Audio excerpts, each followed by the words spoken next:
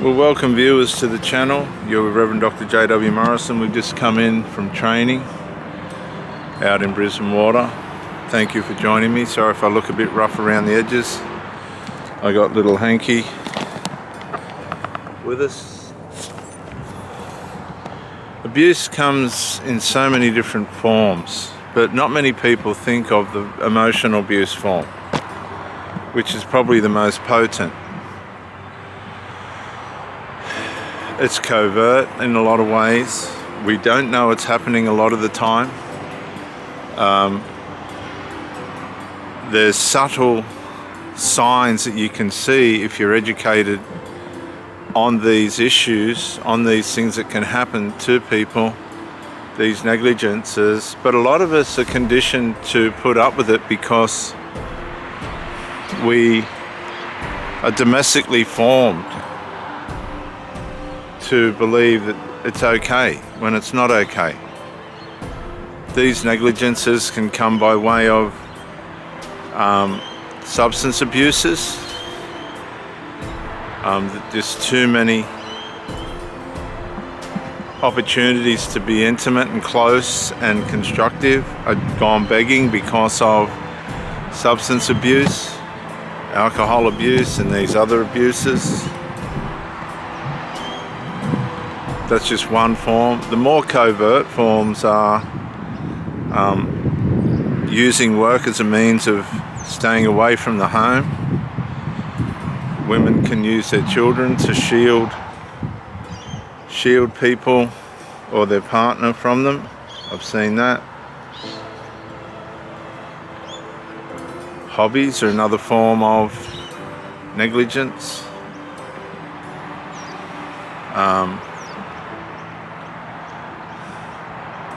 And just rudeness, just stonewalling, not talking. Sometimes conflict can come through a change of lifestyle. Change of lifestyle that can cause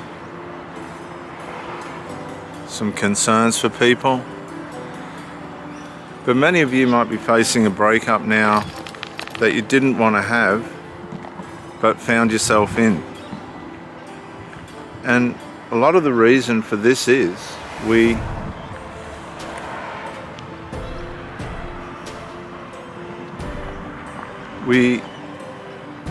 really, in a way, many of us force ourselves on people instead of accepting that it's just not going to work out.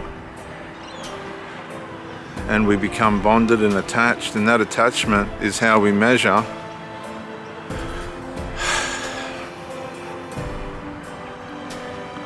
our love, but that may not be love. It's just us trying to prove to ourselves that we're worth something by staying in an abusive situation. You'll find a lot of people will say, I'm not worthy. They'll say, I don't deserve this, you deserve better. And if you're getting this kind of rhetoric, you've got to understand that you're with people that are trying to find excuses for not being with you. They don't want to be with you. That's basically what they're saying. I don't want to be with you. And you have to accept this. Come on, Hank. That's what they're saying. If something happens, I'm just not going to be able to find a way of working it out. It's happened to me before, and I'm letting you know in advance. That's what's going on here. And we don't want to hear those words. We've met somebody that's just not going to be prepared to make the grade.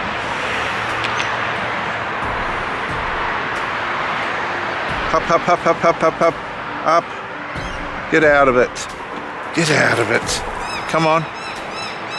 He's rolling in duck poo. Come on. Get up over here. Over here. over here, please. Come on. Hang on. Oh, thank you. Come on. Thank you. And this then turns into a situation where we're actually forcing ourselves onto the person that we're with. And it shouldn't be that way. That's not what it's about. That's not what a relationship's about. Now you can see I'm not trying to be profound with my words and all this sort of thing. But what you'll find is people that are enmeshed, they can be a tremendous problem to the relationship. Also, people that are independent. I know many of you have probably read on dating sites, I'm independent, or my children come first. You've got no right to be involved with those people if that's the case. It's hard to build a relationship with an independent person. They're not going to allow you to integrate. The independence will win in the end, and the children of that person will win in the end. Now I'm starting to get Hey, I'm starting to get cranky with this. You follow me. Come on. He's a bugger. Good boy, that's better. Thank you. Come on. And we push ourselves into situations that we shouldn't be in. A lot of people aren't going to be structured. They're not going to run a normal way the relationship should work. They want to come and go, to and fro, and for some people that works. But what can happen is, and I don't know how this works, but a lot of people will have to isolate you from their life, but still come and see you. And that's for a special breed. That's for the people out there that really don't want to have a relationship that's going to build. Yeah, they're going to have an exclusive commitment, but it's not going to be a relationship that's going to build anything, because usually the reason for this is, and you might not want to hear it, but the reason for this is you're not liked by their family, and they don't want you around. So there's only one thing that your partner can do, and that is not have you around. Now I've tried this to see how it works, and it's horrible. Really, really horrible. Because there's one whole side of the relationship that's missing. You've just got the person turning up. You're used as a means of supply, and away they go back to their life. You don't even know what they're doing half the time. And that's how they want it. Well, for me, that didn't work. I thought that was the extreme. I didn't think anything could be built from that. And I was losing a lot of energy. I was giving out my power. And that power was being wasted on things that had absolutely nothing to do with building the relationship, which made it then the fact that I was just a means of supply.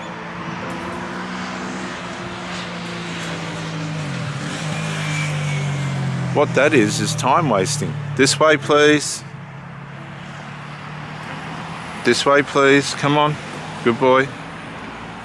That's time wasting. And what you'll find in those types of relationships too, just like the dog is pulling against the leash at different points, you can't it's not your job when people are 30, 35, 40, 45, 50, 55, 60 to teach them how to love you. And you shouldn't, there is, and if you don't know how to love someone, then what are you doing in a relationship? This is the question. Like, what are we trying to prove here?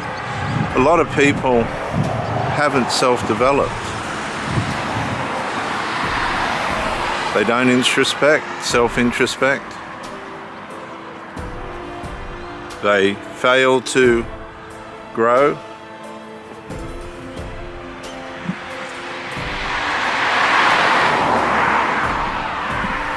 And everything was there the whole time for them to be the person that God wants them to be, which is the best version of themselves. But everybody's got their victim mentality excuse for why they're not the way that they should be or could be. What it is that's stopping them from being that, and why they'll never ever get there. And sometimes you've just got to let these people go. It's not what we want. It's not what we desire. But sometimes we've just got to let these people go. You're doing them a favor. They can go and find what they want to do in life. And you're doing yourself a favor by giving yourself the possibility of finding a more compatible partner. There's so many different things that can come against a relationship now. You really do have to be, to some measure, a psychologist. Come on, Hank, I'm not going to sit here and do that. Yeah. To some extent, because, good boy, because you have to be able to diagnose and understand the kind of person that you're dealing with when you meet them. I'm a Christian. I should have been married and settled in and happy now for the most part, but I'm not. I've come into all sorts of situations, the main one being females enmeshed with their adult children, surrogating their children. And I'll just pause here. So enmeshment is a great enemy of trying to have a relationship, because you're contending with the person and family members, or it could be an ex, or it could be, they're having an emotional affair. Enmeshment really is a destructive aspect of life now. With the single mother culture and no father, the mother will enmesh with their children, and this makes it very, very difficult for them to have a proper, sensible relationship. Come on, Hank, you're just being difficult. You're being naughty now. Get up. Here, good boy, come on. Good boy. Come on. Up, up, up, up, up. Little pup. That's better. Good boy. That's better. Up, up, up, up, up, up, up, up, up. That's better. Come on. So I hope this has helped. It's tremendously damaging and traumatic when you are struggling and you're watching your partner struggle with a narcissistic collapse due to a family member in rebellion and contention to the relationship that they're trying to have. But sometimes this can work in the favor of people that don't want to build a proper relationship.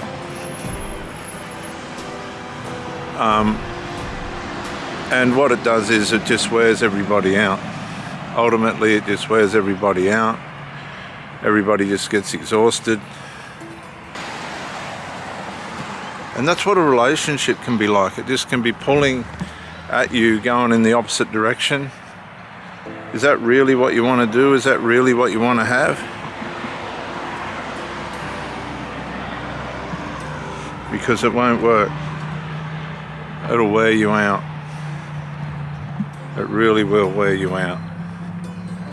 Like this little dog's starting to wear me out. There is room for tolerance and patience and forbearance and all that.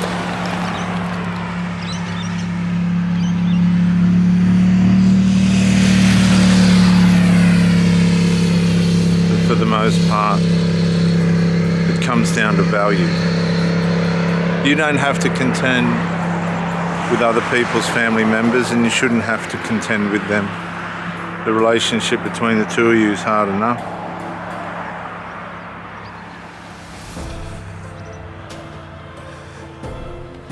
And I just hope you don't find yourself in the situations that I've been in, where it's just caused trauma, delay, wasted time,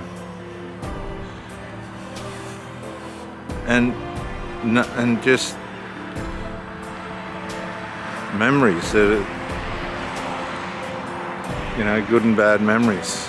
I guess the confusing part is we're not supposed to, as far as I understand, swap and change. It's just not good for our psyche. It's just not good for our psyche. Come on. But unfortunately, that seems to be the way it's working out now, and I'm just not doing it anymore at this point. It's just too hard to unravel the mess.